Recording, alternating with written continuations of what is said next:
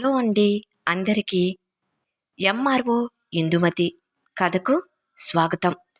ఈ కథను పూర్తిగా వినిన తర్వాత మీకు నచ్చినట్లయితే తప్పకుండా లైక్ చేయండి. అదేవిధంగా సబ్స్క్రైబ్ చేసుకుని ఎంకరేజ్ చేయగలరు. ఈ కథకు సంబంధించిన మిగిలిన అన్ని పార్ట్స్ కూడా మన ఛానల్లో ప్లేలిస్ట్లో సేవ్ చేయబడి ఉన్నాయండి. ఒకవేళ మీకు ఇంట్రెస్ట్ అయితే కనుక వెళ్ళి చెక్ చేయొచ్చు. మరిక ఆలస్యం చేయకుండా కథలోకి వెళ్దాం. ఆ అమ్మాయి పేరు సరిత. ఆ అమ్మాయి నెమ్మదిగా నిదానంగా అడుగులు వేసుకుంటూ గదిలోకి వస్తుంది. కానీ ఆమె చేతిలోని ఉన్న ట్రేలోని కాఫీ కప్పులు కొద్దిగా వణుకుతూ ఉంటాయి. సరిత గోవిందరాజులు కూర్చున్న హాలులోకి వచ్చేసరికి ఇందుమతి అక్కడి నుండి బయలుదేరుతుంది. గోవిందరాజులు కోపంగా ఇందుమతిని చూడటాన్ని సరిత గమనిస్తుంది. అతను కోపంగా ఉన్న చూపులకు సరిత భయపడుతుంది.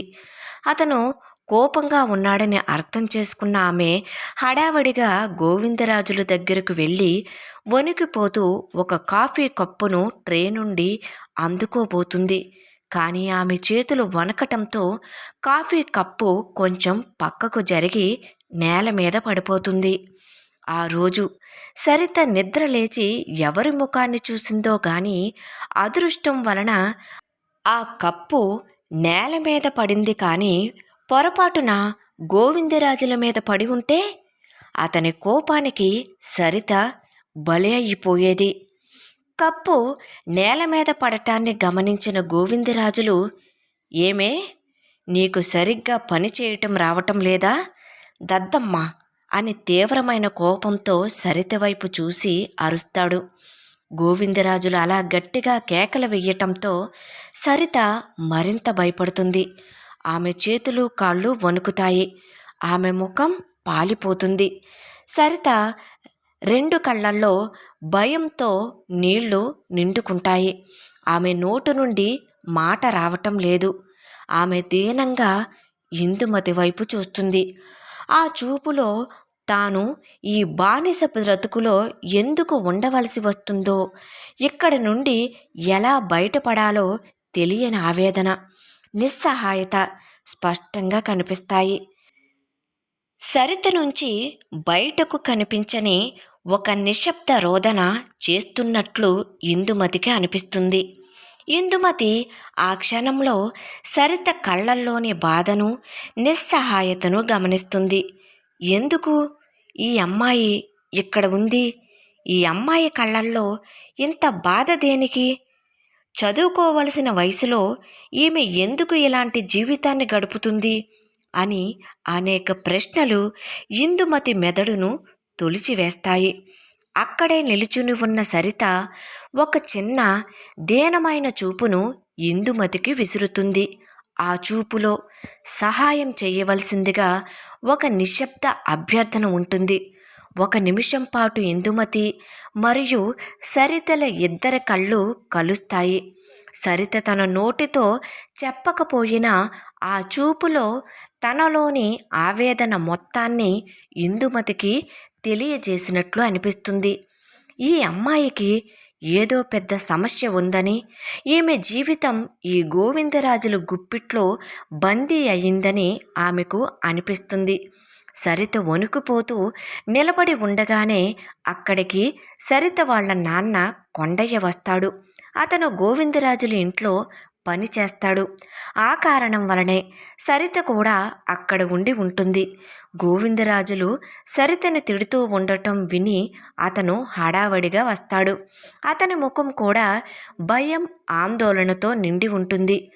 గోవిందరాజుల ముందు వణికిపోతూ వెంటనే మోకాళ్లపై వంగి రెండు చేతులు జోడించి, క్షమించండయ్యా, క్షమించండి, మా పిల్లను క్షమించండయ్యా అంటూ దీనంగా నిస్సహాయతతో కూడిన గొంతుతో బ్రతిమలాడుతాడు. అతను తిరిగి కూతురు సరిత వైపు చూస్తూ తన చేతిలో ఒక దెబ్బ కొట్టబోయే అంత పని చేస్తాడు.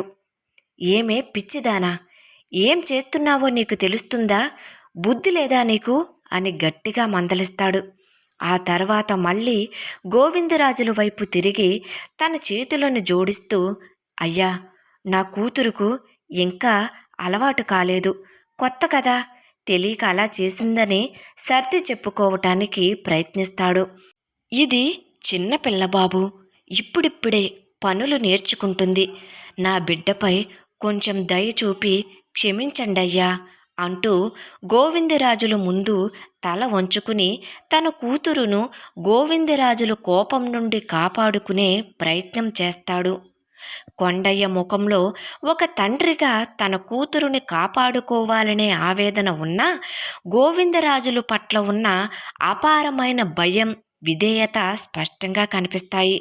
గోవిందరాజులు కొండయ్య మరియు సరిత వైపు కోపంగా చూస్తూ, మర్యాదగా పని నేర్చుకోండి, ఈ మాత్రం పని కూడా సరిగ్గా చెయ్యకపోతే ఎలా? రేపటి నుంచి ఇలాంటివి జరగకూడదు, లేకపోతే అని మందలించి తన దృష్టిని ఇందుమతి వైపు మళ్లిస్తాడు. అతని మాటల్లో బెదిరింపు, అధికారం తప్ప దయ అన్నది ఏమాత్రం కనిపించదు. అక్కడ మొత్తం సన్నివేశాన్ని నడుస్తూ గమనించిన ఇందుమతి మనసును మరింత కలిచివేస్తుంది.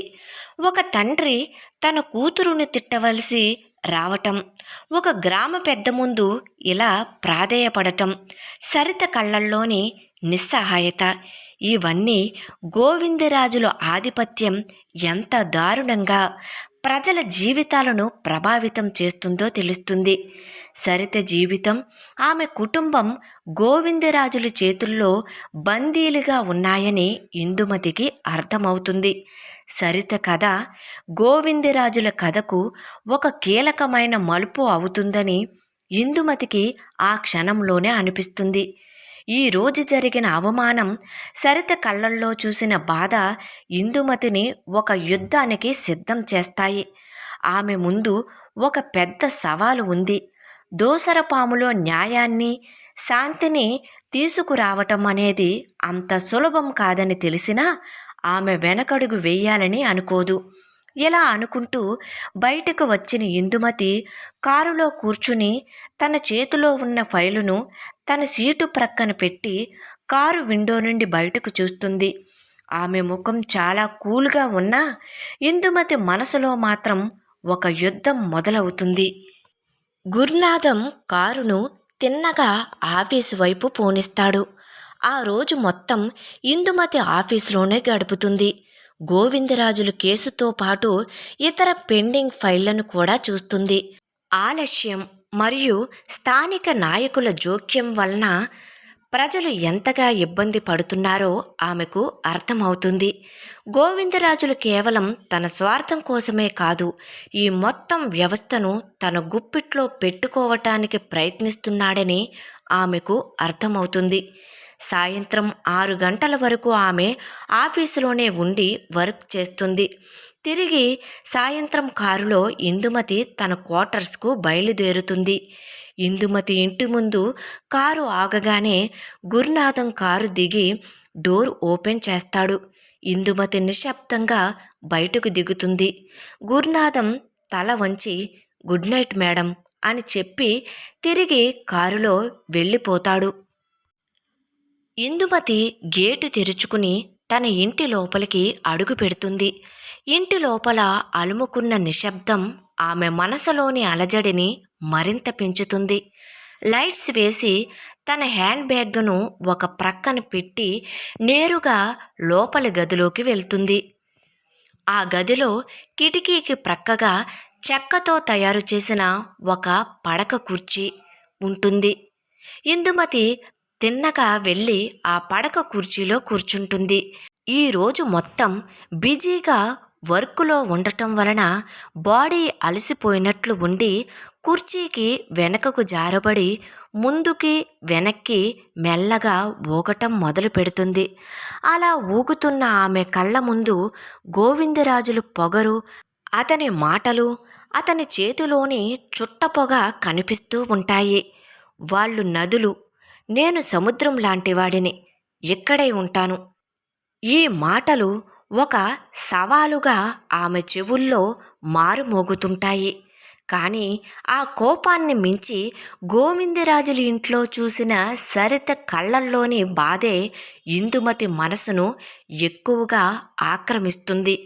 అంత చిన్న వయసులో ఆ కళ్ళల్లో కనిపించిన ఆవేదన, సహాయం కోసం చూసిన దీనమైన చూపు ఇందుమతిని తీవ్రంగా కదిలిస్తాయి. ఇందుమతి పడక కుర్చీలో ఊగుతూనే అలసి ఉన్న తన కళ్ళను నెమ్మదిగా మూస్తుంది. ఇప్పుడు ఆమె మనసులో తన బాల్యం తాలూకా జ్ఞాపకాలలోకి తొంగి చూస్తుంది. అప్పటికి ఇందుమతికి సుమారుగా 10 సంవత్సరాల వయసు కలిగి ఉంటుంది. ఇంకా 6 గంటలు కూడా కాలేదు. గదిలోని కిటికీలోంచి బయటకు చూస్తే ఇంకా మసక చీకటిగానే ఉంటుంది. పక్షుల కిలకిల రావాలు వినిపిస్తూనే ఉంటాయి.